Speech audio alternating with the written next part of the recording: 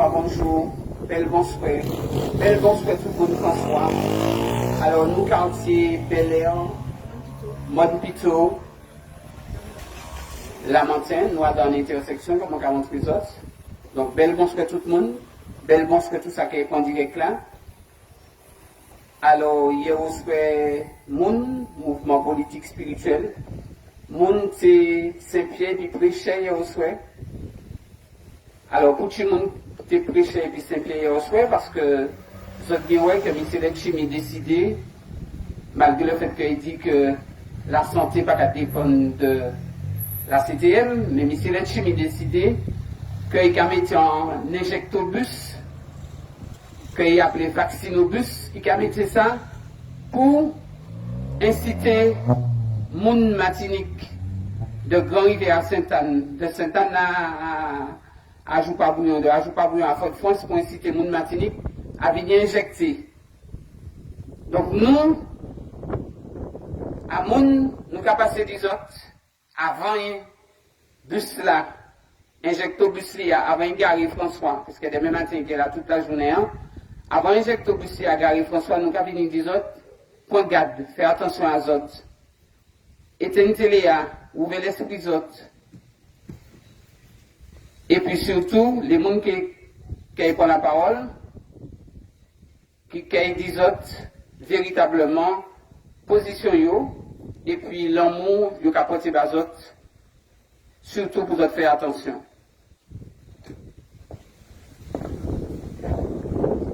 Bonsoir mes amis. Ce soir, je reprends la parole, un peu la suite d'hier, pour sensibiliser la population martiniquaise à ce qui est en train de se passer par rapport au vaccinobus. Ce que je voudrais vous dire en fait, c'est que je pense que nos représentants, ce que nous avons choisis, devraient au contraire proposer à la population martiniquaise une action de proximité basée sur le contact direct entre les médecins et les personnes en souffrance. C'est-à-dire, à travers ce moyen qu'est le bus, permettre à des spécialistes en diabétologie, en cardiologie et autres, d'être en contact direct avec la population pour aider cette population qui est en souffrance. Alors, comme vous devez le savoir, avoir un rendez-vous auprès d'un praticien spécialiste devient de plus en plus compliqué, que ce soit dans la médecine de ville ou à la médecine de l'hôpital. Donc nous pensons que ça aurait été une bonne initiative, une excellente initiative, d'initier un mouvement pérenne qui permettrait de prendre en charge notre population, surtout les personnes âgées qui ont du mal à se déplacer, qui ont du mal à prendre des rendez-vous. Vous savez tous que maintenant, les rendez-vous c'est via Internet. Les personnes âgées n'ont pas toujours la maîtrise d'Internet, il y a beaucoup qui ne connaissent pas. Donc, à notre avis, à mon sens, humblement, nous pensons que ça aurait été préférable d'investir autant de moyens pour aider la population à se soigner avec des spécialistes qui seraient à leur écoute. Donc, ce que nous vous demandons ce soir, c'est, avant de prendre toute décision, c'est de bien réfléchir aux enjeux, de bien penser à votre santé physique, même à votre santé mentale et spirituelle, parce que ça a des incidences. Avant de prendre une décision aussi lourde pour votre avenir, que ce soit votre avenir dans le moment présent, comme dans l'éternité, nous vous invitons instamment à réfléchir avant de prendre cette grave décision,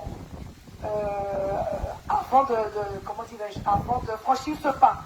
Parce qu'une fois que vous l'aurez franchi, il n'y aura pas de retour en arrière. Vous serez dans la désolation. Et je me permets même de vous dire que je n'ai pas l'impression que vous serez entouré comme vous le souhaitez.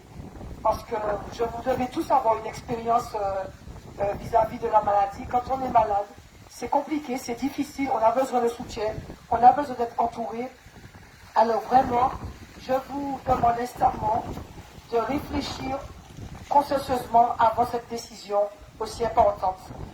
Que le Père éternel vous protège tous et qui vous aide. À bientôt.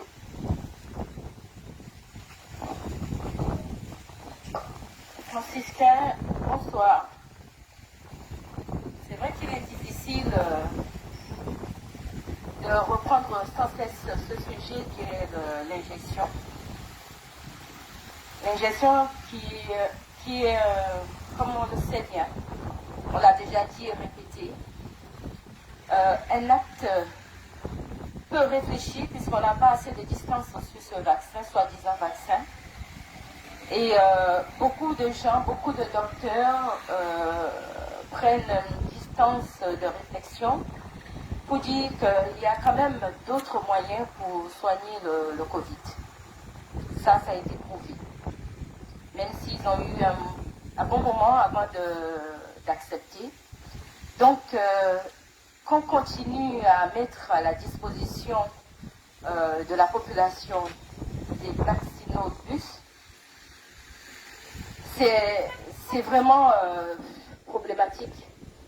Il faut vraiment réfléchir pour savoir est-ce que vraiment il y a nécessité de mettre à la disposition de la population un bus pour amener les personnes âgées, peu informées sur cette ingestion, alors que les personnes âgées ont besoin d'autre chose. La copine vient de vous parler justement de tout ce que la population a besoin et ça n'a pas l'air de toucher ni le responsable de la CTM, ni le gouvernement, ni le président. Et leur seul objectif, c'est le vaccin, le vaccin, le vaccin. Et on sait très bien que ce n'est pas un vaccin. Donc je ne vais pas m'éterniser sur cela. Je vais tout simplement raconter une histoire. C'était un village qui subissait une inondation. Le curé du village, les gens venaient ramasser tous les habitants par tous les moyens, voilà, pour les faire sortir du village. Et le curé attendait, il attendait. À chaque fois on lui dit allons-y père, non, il attendait jusqu'à ce qu'il soit noyé. Il arrive devant son Dieu et il demande mais père, pourquoi tu n'es pas venu me sauver? Et Dieu lui répond mais je t'ai envoyé plein de gens, ils t'ont parlé et tu n'as pas voulu. Ben, même si moi-même je venais avec les ailes, tu ne m'aurais pas écouté. Eh ben, c'est exactement ce qui se passe. Ça fait un moment que les gens engagés comme Olivier Bérisson parlent de la vaccination. Il faut réfléchir à notre façon de vivre, de prendre de la distanciation, parce que ce vaccin a beaucoup de questions. On veut licencier les gens. Est-ce que vraiment c'est un vaccin? Mais personne ne prend en compte tout ce qui se dit. Donc, vraiment, population, peuple martiniquais, réfléchissez à nouveau pour comprendre la nécessité vis-à-vis de cette injection. Prenez encore une réflexion et vous savez, une fois que vous avez pris cette décision, ça vous engage. On a décidé maintenant de vacciner nos enfants, toujours sans notre consentement. Donc, vraiment, il faut prendre de la distance vis-à-vis de cette injection. Et je vais vous passer donc M. Bérisson qui va vous en parler davantage. Merci beaucoup. Merci beaucoup. Donc, bonsoir, mon François, mon Bel Air, Bois-Neuf, mon Pavillon, bonsoir. Alors, c'est vrai que nous avons sillonné les communes et dit que nous avons envoyé un bus pour en injection. Alors, quand il dit en introduction, c'est vrai que initialement pas qu'il y ait les déserts médicaux, et ça veut que si on a la capacité d'envoyer un bus pour Corona, ça veut dire qu'on a la capacité d'envoyer un bus pour d'autres pathologies. Parce que je me rappelle quand même qu'il y a plus de monde qui est mort Martinique, Guadeloupe, Réunion, Guyane, du cancer, des maladies cardiovasculaires, du diabète, de l'hypertension, de la prostate, du cancer au côlon, cancer tété, etc. Et que c'est le mental pas qu'à créer une telle émotion qu'il se dirigeant. C'est presque devenu normal.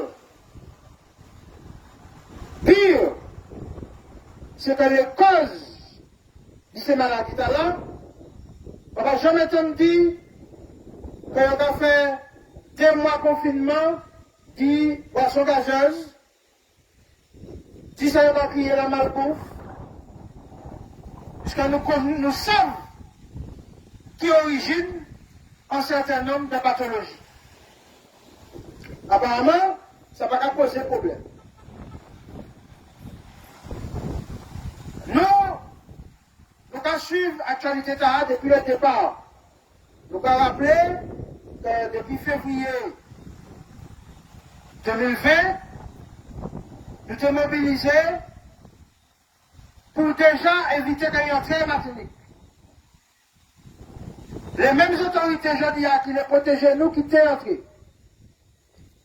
Bon, c'est déjà pour montrer aux autres les contradictions. Nous avons trouvé Pierre Sellu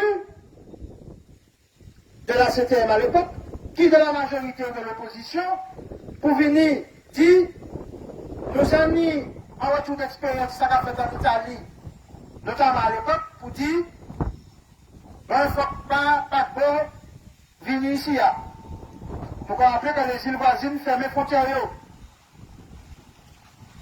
Donc ça, on l'a dit, concernant Bustala, c'est que ça n'est pas normal qu'un produit qui est en cours d'homologation, ce n'est pas normal que si vous ne mettez pas en état d'urgence, vous ne pouvez pas mettre sur le marché un produit qui peut finir toute phase expérimentale. Il faut que c'est en état d'urgence qu'on fait, dans un état de guerre, et que même si on convoque demain matin, on convoque M. Macron, il peut dire, mais on était en guerre, donc j'ai fait ce que je pensais.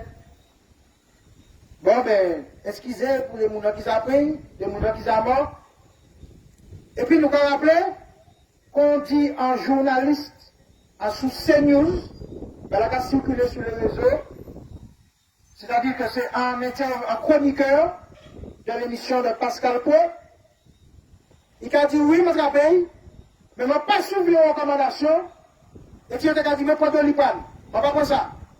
Et je vais chercher ça le docteur Jos Pelage, qui c'est quand même en sommité de la lutte par rapport à Cordéconan.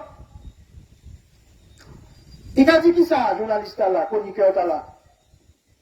Je prends ivermectine, je prends azithromycine, je prends zinc, je prends vitamine D.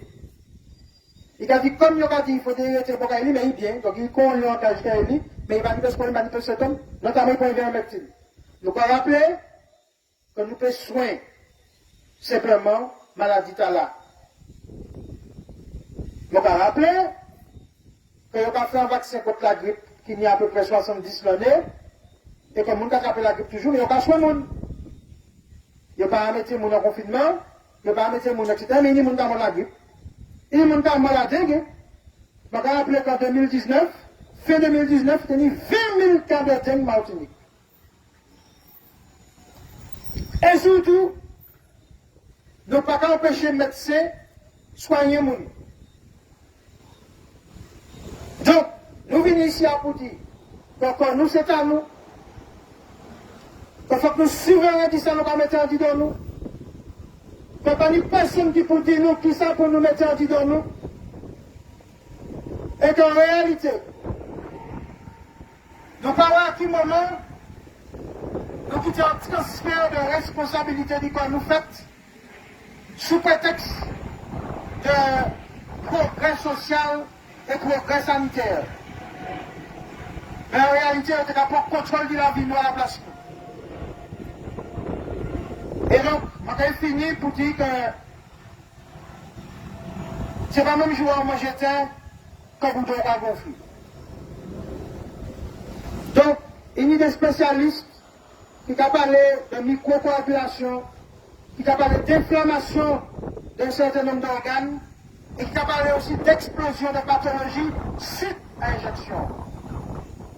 Et on a envoyé un cabinet et nous finissons nos conférences là, samedi de plusieurs médecins, 250 à 300, qui justement ont dit qui s'est engagé parmi les gens qui prend Pichia comme effet secondaire. Donc voilà, je ne vais pas plus long parce que nous avons déjà plus de paroles pour faire François. Nous avons souhaité que vous allez regarder ça le professeur Perron qui a dit, ça Montagnier qui a dit, ça Fouché qui a dit. Mais aussi, réécouter la bande sonore de l'émission que le docteur Jospel a fait à Martinique. Et Villers lui aussi, Kouya, qu'il a adressé à l'ARS pour dire qu'il lui-même pareil pour injection talent. L'amour, respect, dignité, l'honneur.